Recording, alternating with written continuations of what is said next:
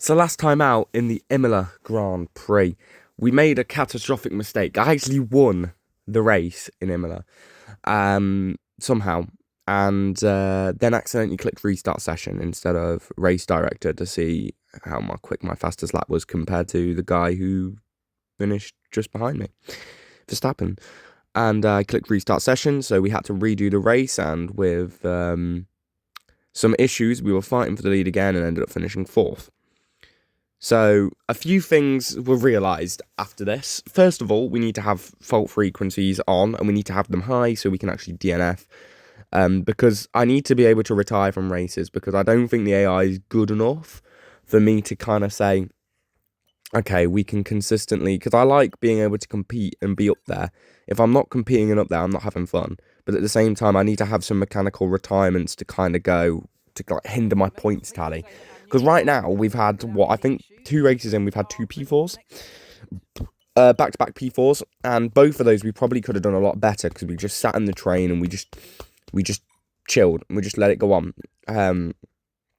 So we definitely could have won both those races, but that's not the point. Today's race is a great one for me, is what I was going to say, because it's the Canadian Grand Prix. And I'm very good at the Canadian Grand Prix. However, I'm not very good in the wet, and qualifying is going to be intermediate conditions. So, yeah, before we even get into quali, we've got to do practice. So, let's see how we do. This was a rainy session for practice 1, so we decided to use our quick sim time in practice 1 so I don't have to do my practice programs in the wet. Because I'll be honest with you, I suck ass in the wet. I'm not awful in the wet. At least intermediate conditions, I'm not too bad. Wet conditions, I'm absolutely awful. Wet conditions, I'd probably be like a second lap slower than AI. I'm just not very good at driving in the wet. I don't practice it enough. Anyways, so that was... Oh, what's this? Yeah, no. So that was it for practice. We managed to get all of the time management one, which is the one I wouldn't do, done. And then we go into actual practice and we go ahead and we get ourselves the race strategy done as well, which isn't too bad. And overall, I don't know what that leaves us with. Did we do all of the practice programs? I don't remember. Let's have a look. I'm not exactly sure, but we did have really worn components, so I've decided, you know what, let's just waste the rest of practice 2. We've done race strategy. Let's go ahead and change all of the components other than the ones that you only get 2 of. We'll change those probably after Silverstone, because we have the Canadian Grand Prix, which is a good one for me, the Austrian Grand Prix, which is probably one of my best tracks, and then we have the British Grand Prix, which is not really a good racetrack for me. I race it on like 105 AI.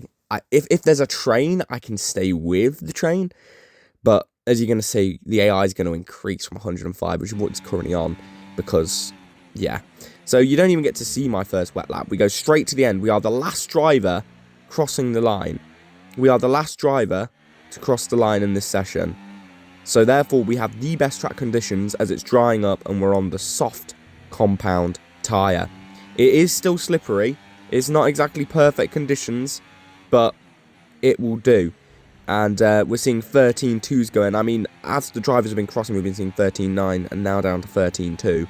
We've set a purple first sector. I mean, this could be on track for pole position. We were the last driver to cross it, and we have been very, very brave on this lap. A few little track limits excursions there, but hardly anything gained.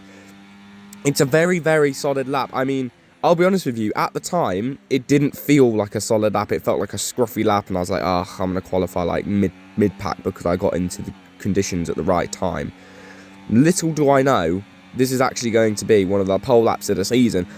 And to be fair, looking back on it, other than the middle sector, which is where I normally struggle anyway, it's been actually quite a solid lap as we almost go too deep into that corner, trying to take a little bit too much on the brake. We lose a bit of time there, but we go ahead and get ourselves on pole position for the Canadian Grand Prix. We went out at the perfect time. We were the last driver to cross the timing line, and therefore we got the best conditions on the best tyres, and we got pole by 2.5 tenths. Now, let's have a little deeper analysis into said lap. So, let's compare myself to the cars in front. So I set a 20.9, 23.1. Hamilton set a 21.9, 0.17. So I went like 8 tenths quicker in the first sector than the AI, which is just ridiculous. It's where all the time is made up. And yeah, so for that reason, we are going to go on to 107 AI for the Grand Prix, which is about to start right now. Speaking city in the world. Before we begin, let's take a quick look at the grid lineup for today's race. HADJAR lines up on pole position, and it's Lewis Hamilton alongside. Looking down the rest of the grid, we have Norris, Verstappen, Gasly, Stroll, Leclerc, Ocon, Russell, Bottas, Fernando Alonso, Sainz, Magnussen, Tsunoda, Perez, Sargent, Oscar Piastri, Hülkenberg, Joe, and Alex Albon picks up the last spot on the grid. And joining me in the commentary box once again.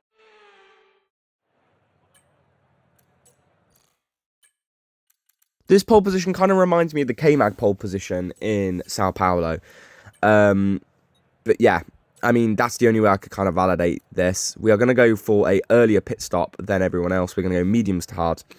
The drivers behind me are all starting on hards, I think, other than the man starting at second, Lewis Hamilton, and my starts are normally really bad. So I expect Lewis Hamilton to take the lead into the first corner of this Grand Prix. However, because of the hard guys behind, I'm hoping that maybe me and Hamilton can stick first and second. Maybe Gasly will get through in the Alpine, which was a crazy result for him. The wet conditions really proving dividends, and it's lights out, and away we go. A bit of waffle ruined, but as expected, Hamilton drives and launches himself off the start grid.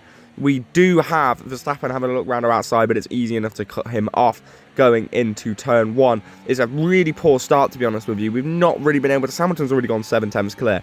He's absolutely nailed the first couple of corners. We need to try stick with Lewis, and we do. We gain a little bit of time through there, but that's not the worst start I've ever seen. I'll be completely honest with you, but this is the corner that is awful for me in race trim, and as you can see, we have a massive slide. We touched the wall. Luckily, no damage. But we have lost a load of time to Hamilton through the first lap, and we are now 1.5 seconds behind, which leaves us vulnerable to the Flying Dutchman, Max Verstappen, who's going to look for a move down into the hairpin. We're going to go and brake late. We're going to take a wider entry into the corner, and we're going to get a hopefully better exit, and we do. However, Max Verstappen's going to have DRS. I didn't want him to go down the inside. We would have lost too much time, so I decided to take an alternate line to that corner, which was probably just as quick as normal because my traction's awful out of that corner. And then Verstappen takes second place from me, which isn't too surprising as we almost run into the back of Max. And yeah, hopefully now we can stick with Max for a little bit as he sets a fastest lap. Here we are then. We now have Lando Norris behind us trying to go for a move. Norris comes to our inside. We're going to see if we can defend Norris. We push him a little bit wide, move back to the racing line. This is a very good corner for me. The first sector and this corner are probably my two best corners compared to the AI. We gain probably about a second through those and then lose a second going through the corner that leads onto this straight, as Norris has gone for a gap that doesn't exist and has forced me wide and forced me to get a warning.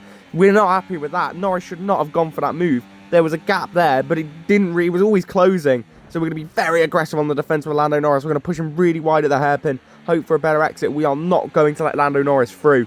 That really annoyed me at the time because Norris went for a gap that didn't exist. I got a corner cutting penalty, and with our fighting, I have forced Norris to drop behind Charles Leclerc, which isn't too bad. As here comes Charles Leclerc. He comes round our outside, simple as you like, and takes P3. That's okay with me. And now Norris is going for it again in the same place, and he's done it again. He's gone for a gap that doesn't exist. I think, to be fair, that was more me, but at this point, I think I'm just driving with red in my eyes. We're not going to let Norris through easily. We're going to launch it down the inside. He's moved under braking. I mean, come on. This Norris AI, what is he doing? He's moved under braking.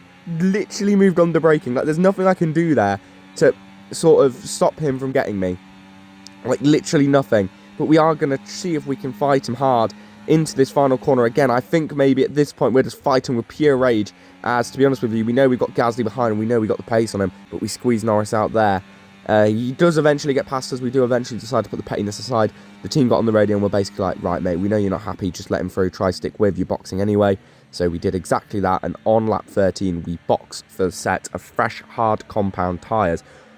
Norris was already on the hards, to be fair, so we'll have to wait and see what we can do.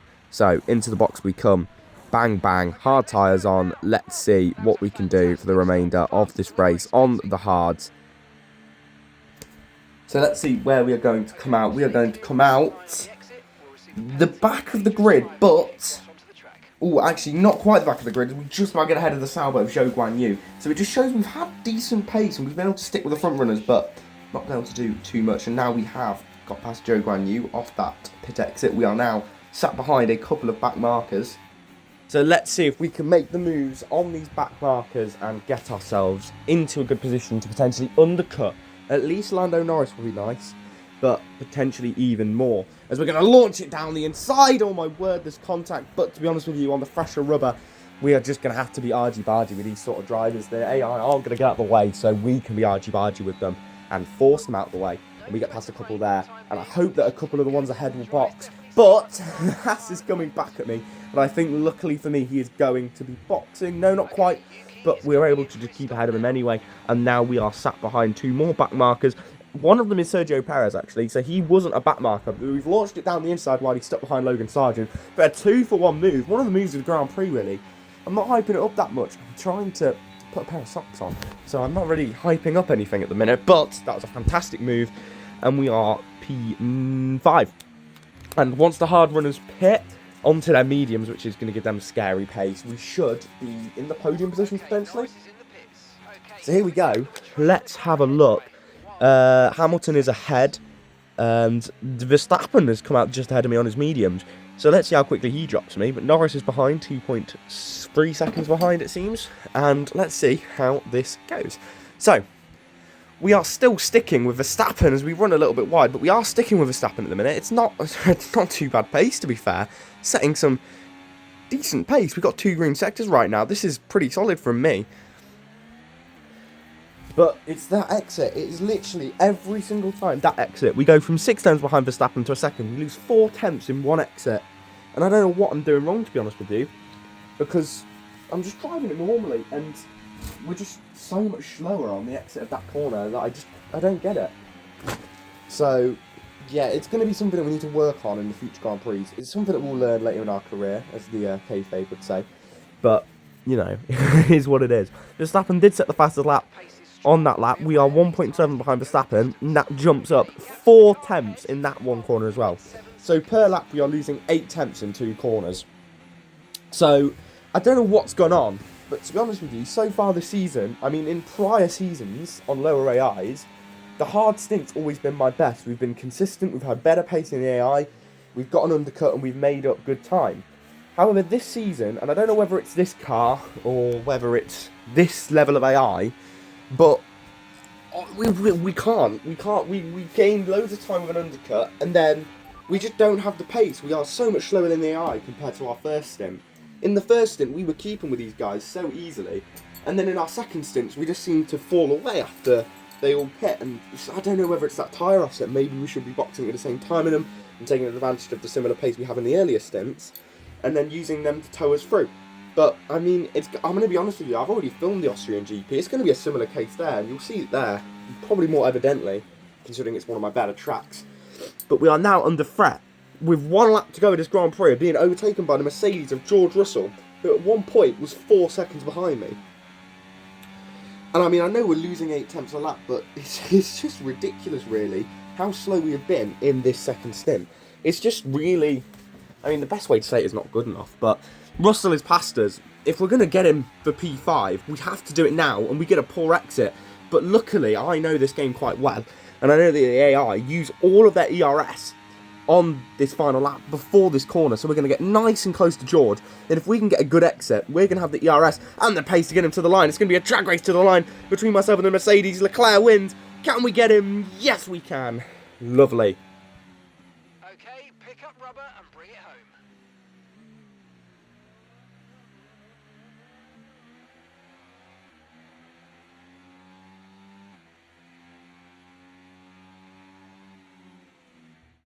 And it's Monaco go for Charles Leclerc as he takes the checkered flag and wins. It's one thing to put fast laps together, but to make these moves stick without losing too much time, that's real racecraft.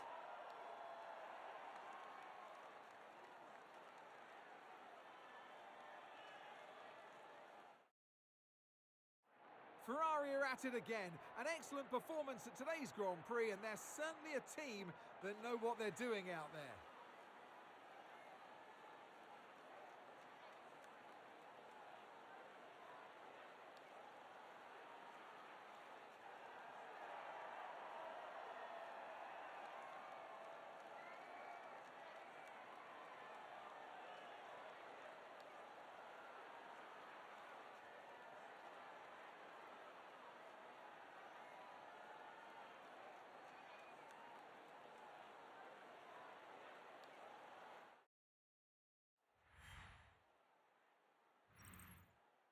So yeah, in the end, considering I started on pole, I did whack the AI up a couple. I think that's still a solid result. I mean, looking at my quickest lap, it was pretty much, like, it was quicker than some. I'll tell you that much. Quicker than some of the front runners, and in the standings it leaves me ridiculously inflated because 4th, 4th and 5th, whereas everyone else has been pretty inconsistent. So, I mean, I don't know. The AI is going to stay at 107 for Austria, which is one of my better tracks. So let's see. If we win there, then, I mean, I won't be too surprised. But if we don't win there as well, again, wouldn't be too surprised. But we do have a secret meeting with Aston Martin. I mean, I'd probably want to stay in the Red Bull family and eventually take Checo's seat before Yuki. But we'll have to wait and see what comes up, because I don't think we should be sat in this RB for very much longer. That's for darn sure. So,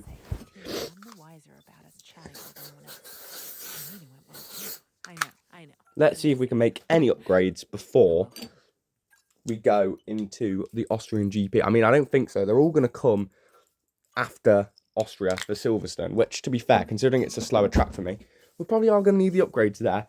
So, yeah, I'm excited for the Austrian GP. It's a sprint weekend as well, so a lot of action coming up in that one. And, yeah, a pretty good race overall. We're going to take P5 on 107 AI in an RB, and we're not going to complain.